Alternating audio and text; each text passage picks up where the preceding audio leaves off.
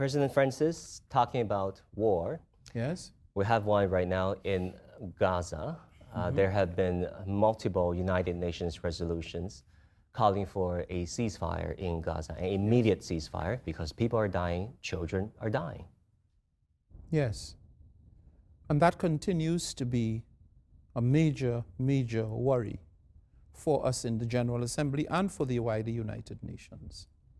Forget not that the aim of the United Nations when it was set up, and even now, was to save humanity from the scourge of war, the pain, the suffering, and the degradation that war imposes on human beings.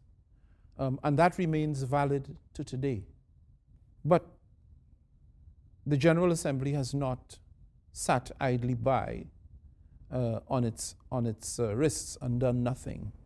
We have in fact passed 2 resolutions in the General Assembly, and I'm very proud of my colleagues in the Assembly that this has been so. We passed 2 very strong resolutions, both calling for an immediate ceasefire, the immediate unconditional return of all hostages, the facilitation of access to Gaza by humanitarian agencies in order to carry out their responsibilities to provide aid and support to those who need it, and for there to be dialogue and diplomacy between the 2 parties, the initiation of dialogue with a view to finding a permanent and lasting situation. I have to say that those 2 resolutions were passed in the General Assembly.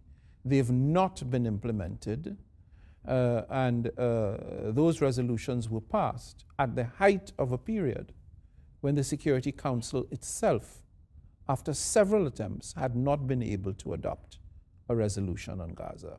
It was only in the wake of the General Assembly first resolution, and with China's assuming the presidency of the Security Council in November, that the Council found its way to adopting a humanitarian resolution on Gaza. It is a major worry, the situation in Gaza. It persists. As it stands at the moment, starvation is a real problem. The probability of public health diseases, lack of water, people are living under the most dire conditions, totally unsatisfactory. We continue to hope. In fact, let me use the opportunity of this interview to call yet again for a ceasefire in Gaza.